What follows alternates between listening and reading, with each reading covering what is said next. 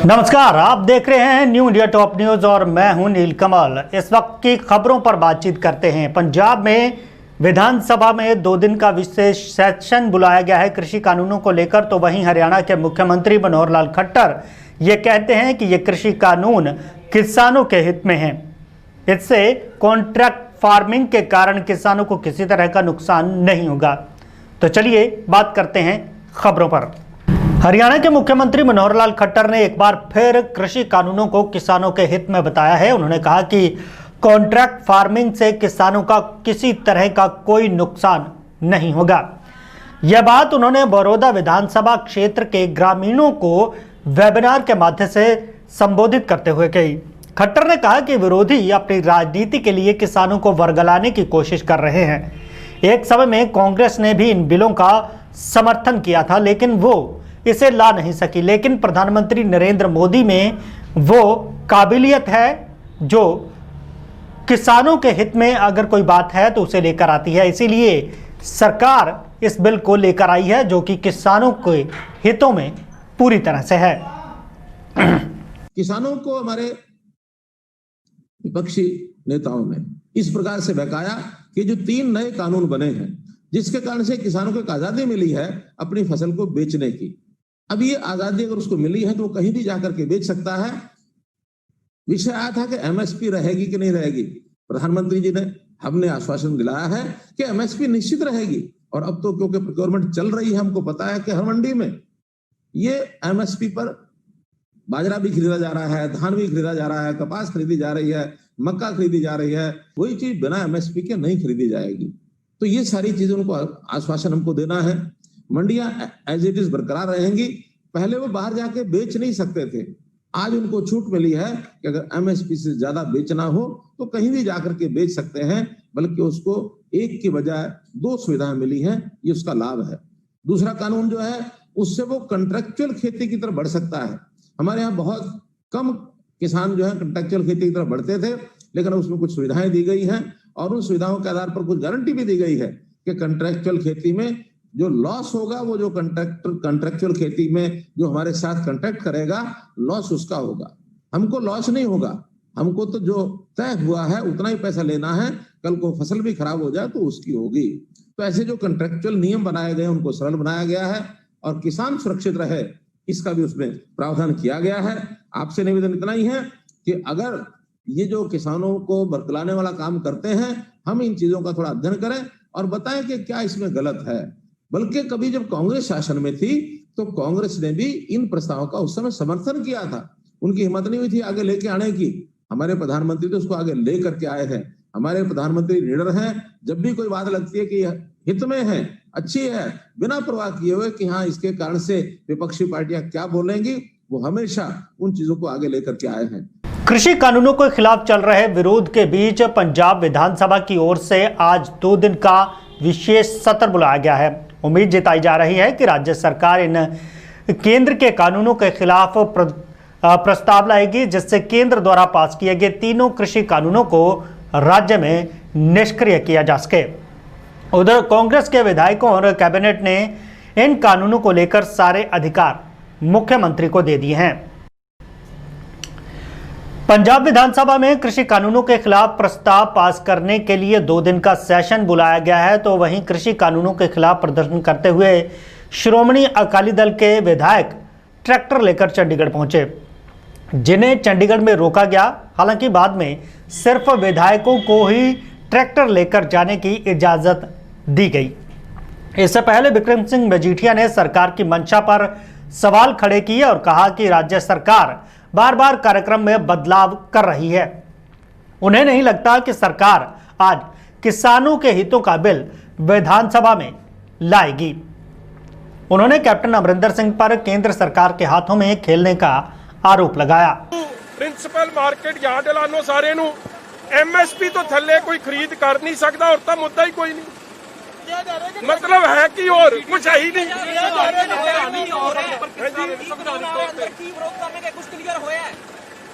देखो कैप्टन अमरिंदर सिंह दी कांग्रेस की मनसा साफ नहीं है। इन्हां दे अपने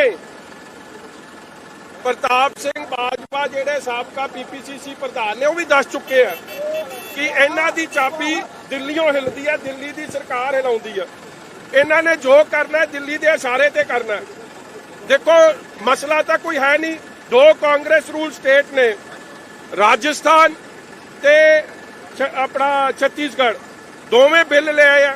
ਅੱਜ ਪਹਿਲਾ ਦਿਨ ਇਹ ਸਪੈਸ਼ਲ ਸੈਸ਼ਨ ਸਿਰਫ ਕਿਸਾਨੀ ਲਈ ਸੱਦਿਆ ਗਿਆ ਸੀ। ਅੱਜ ਉਸ ਬਿੱਲ ਨੂੰ ਨਾ ਪੇਸ਼ ਕਰਨਾ, ਗੱਲ ਸੱਜੇ ਖੱਬੇ ਦੀ ਕਰਨੀ, ਦਿੱਲੀ ਦਰਬਾਰ ਨੂੰ ਖੁਸ਼ ਕਰਨ ਦੀ ਕੋਸ਼ਿਸ਼ ਹੈ।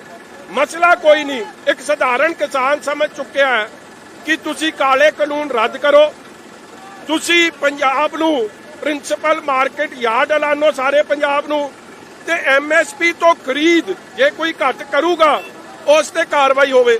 ਮਸਲਾ ਹੀ ਨਹੀਂ ਕੋਈ ਚੌਥਾ।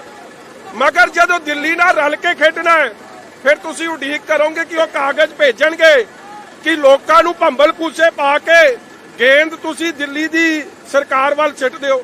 ਮਗਰ ਪੰਜਾਬ ਸਰਕਾਰ ਆਪਣੀ ਜ਼ਿੰਮੇਵਾਰੀਆਂ ਤੋਂ ਭੱਜਦੀ ਦਿਸਦੀ ਹੈ, ਕਿਸਾਨਾਂ ਨਾਲ ਬੇਈਮਾਨੀ ਕਰਦੀ ਦਿਸਦੀ ਹੈ। ਨਹੀਂ ਤਾਂ ਅੱਜ ਬਿੱਲ ਆਉਣਾ ਚਾਹੀਦਾ ਸੀ, ਕਿਉਂ ਨਹੀਂ ਪਬਲਿਕ ਡੋਮੇਨ 'ਚ ਆ ਰਿਹਾ? ਅੱਜ ਸੈਸ਼ਨ ਤਾਂ ਸੀ ਕਿਸਾਨੀ ਲਈ, ਉਹ ਹੈ ਹੀ ਨਹੀਂ। ਅੱਜ ਮੁੱਦਾ 3 ਵਾਰੀ ਤੁਸੀਂ ਵੇਖੋ, 3 ਵਾਰੀ ਪ੍ਰੋਗਰਾਮ ਚੇਂਜ ਹੋਇਆ।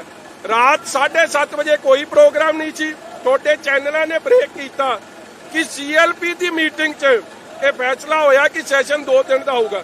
ਇਹ ਫੈਸਲਾ ਕੌਣ ਕਰਦਾ ਹੈ? ਇਹ ਫੈਸਲਾ ਤਾਂ ਸਪੀਕਰ ਸਾਹਿਬ ਨੂੰ ਕਰਨਾ ਚਾਹੀਦਾ ਸੀ ਬਿਜ਼ਨਸ ਐਡਵਾਈਜ਼ਰੀ ਕਮੇਟੀ ਦੀ ਮੀਟਿੰਗ 'ਚ, ਮਗਰ ਸੀਐਲਪੀ ਕਰ ਰਹੀ ਹੈ।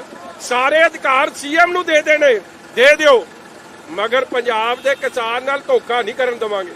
ਜਿਹੜਾ ਤੁਸੀਂ ਦਿੱਲੀ ਨਾਲ ਰਲ ਮਿਲ ਕੇ ਫਿਕਸਡ ਮੈਚ ਖੇਡ ਰਹੇ ਹੋ, ਪੰਜਾਬ ਦੀ ਪੀੜ੍ਹੀ ਨਾਲ, ਨੌਜਵਾਨ ਪੀੜ੍ਹੀ ਨੂੰ, ਪੰਜਾਬ ਦੇ ਕਿਸਾਨਾਂ ਨੂੰ ਬੇਵਕੂਫ ਬਣਾਉਣ ਦੀ ਕੋਸ਼ਿਸ਼ ਕਰ ਰਹੇ ਹੋ, वो जग जाहिर कराएंगे। करनाल में कुट्टू का आटा खाने से एसपी मधुबन सहित 30 के करीब लोगों की तबीयत खराब हो गई। एसपी अशोक भारद्वाज करनाल मधुबन पुलिस अकादमी में तैनात हैं, जिनका इस समय इलाज चल रहा है।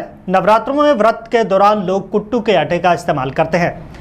कल कुछ लोग उल्टी, पेट दर्द, बदन दर्द, सर दर्द की शिकायत के साथ अस्पताल पहुंचे। इन सभी ने कुट्टू का आटा खाया था।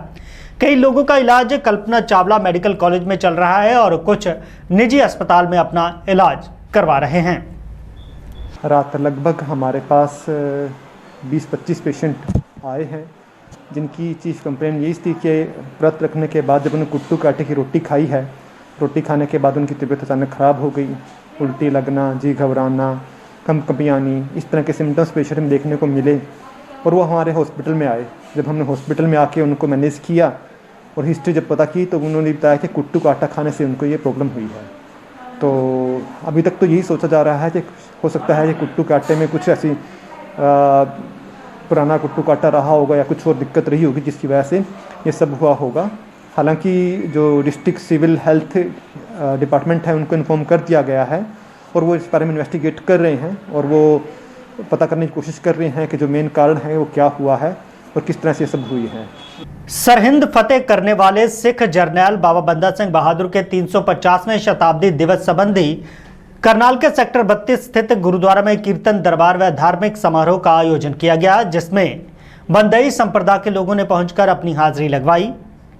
गुरु ग्रंथ साहिब जी की छत्रछाया और बाबा जितेंद्र पाल सिंह सोढ़ी की अगुवाई में आयोजित समारोह में पहुंचे बुद्धिजीवियों और वक्ताओं ने बाबा बंदा सिंह बहादुर के जीवन पर प्रकाश डाला। उन्होंने एसजीपीसी से मांग की कि जिन ग्रंथों में बाबा बंदा सिंह बहादुर जी के बारे में गलत लिखा गया है उन्हें रिकॉर्ड से हटाया जाए। उन्होंने कहा कि धार्मिक कट्टरता के लिए केसधारी और नामधारी के बीच में खाई नहीं पाटी जानी चाहिए।